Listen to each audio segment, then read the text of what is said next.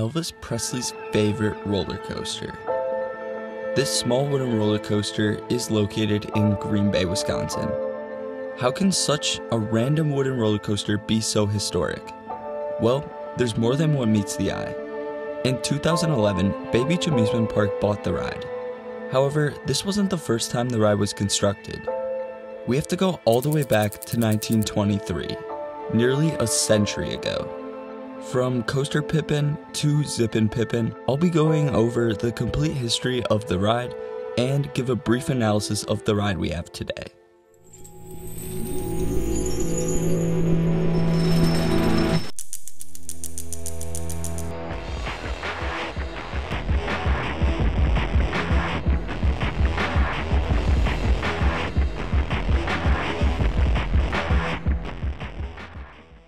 The ride first opened in Tennessee. This wooden roller coaster would be constructed at Libertyland in the city of Memphis. John A. Miller would design the ride, cementing the iconic status of the ride. This wasn't your average wooden roller coaster.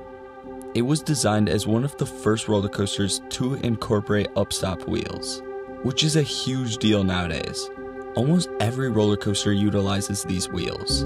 The safety of the train is credited to this minor addition to the wheel assemblies. And even with how groundbreaking this ride was, its age was its primary flaw. Sadly, the ride would close along with the park of Libertyland in 2005. The ride sat there as a mess of neglected wooden track. However, in 2010, Bay Beach, an amusement park in Green Bay, Wisconsin, decided to buy the ride. It would finally get constructed in 2011. But the ride would be manufactured by Gravity Group and Martin & Vleminckx. The history of this ride is actually a misconception. A lot of locals and enthusiasts may be deceived by the true history.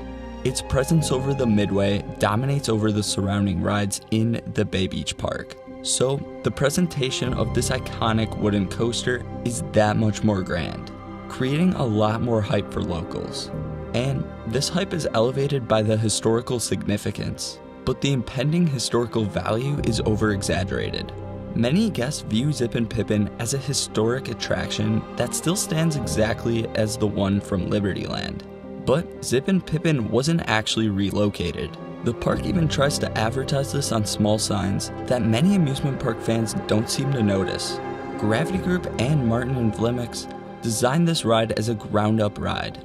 The roller coaster is constructed of completely new materials unrelated to the old attraction. While the legacy of the classic wooden coaster lives on, the only remains of the original is the layout. Gravity Group designed the ride as an exact replica in terms of layout. Track profiling, ride stats, trains, and other details are completely different. Many attribute Zippin Pippin to being a vintage ride. However, it's actually one of Gravity Group's and Martin & Vleminckx's newest creations. Something many people may not know as well is that the mayor was also a huge contributor to the ride. Many people don't give him enough credit for the history of the new coaster.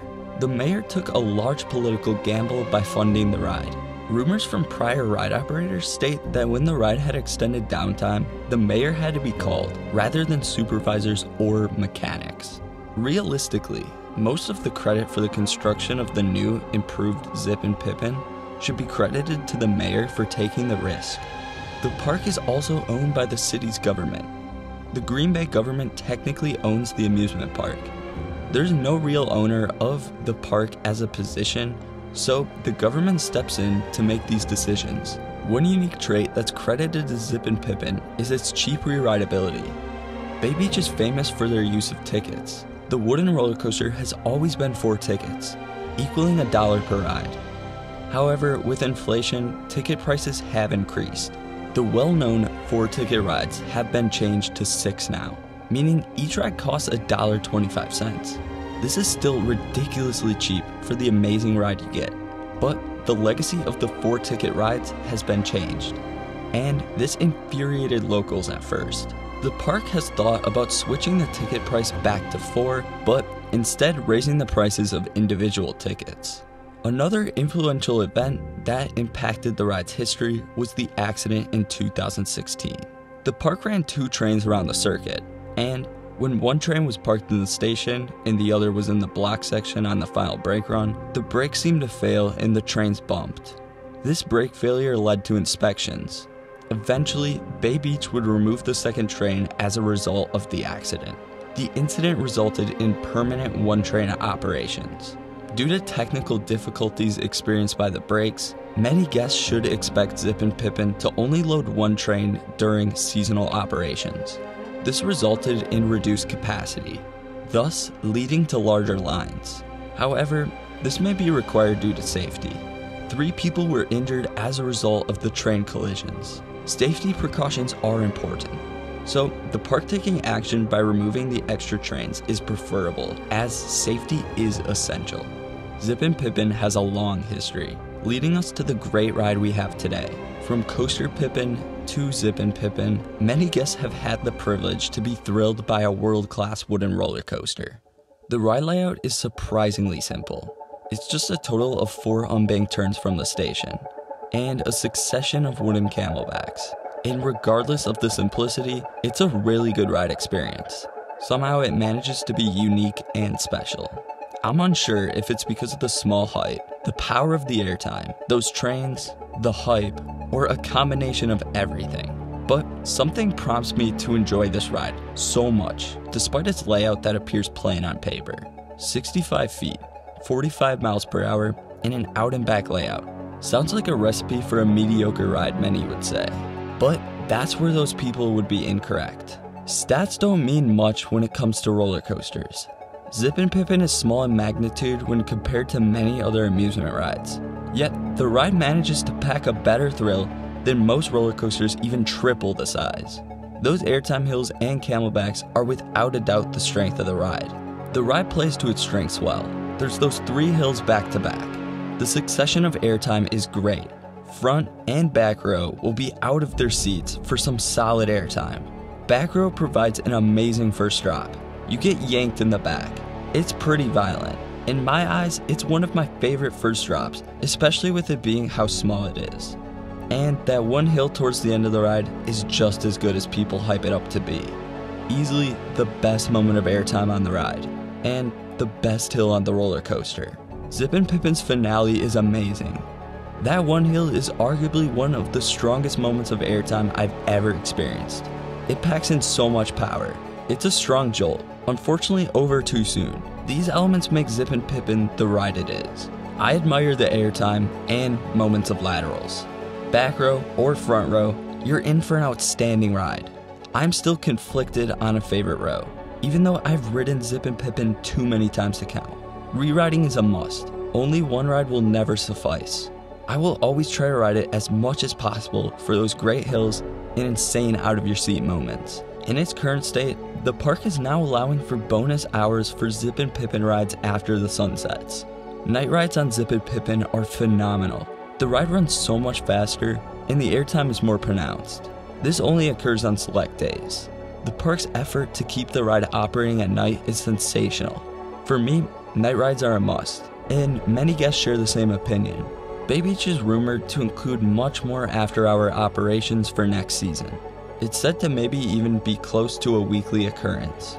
This season, Zippin Pippin can only be ridden until 10 p.m. on a few select days.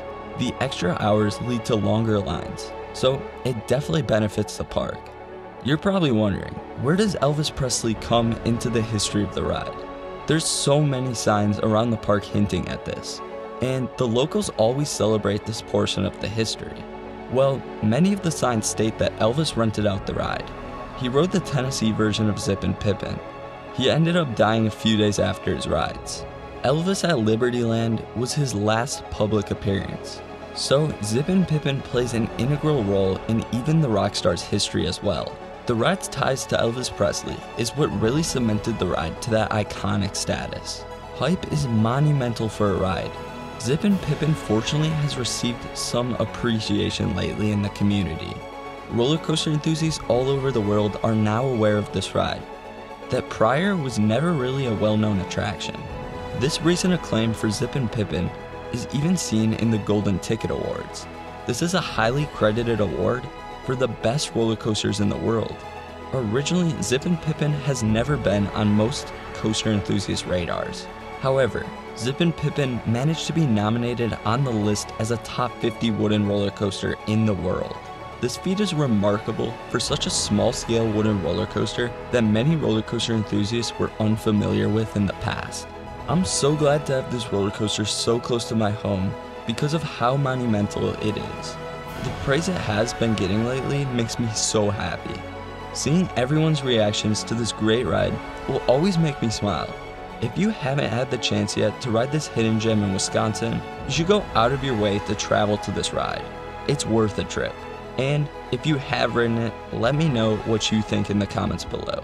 Thank you so much for watching.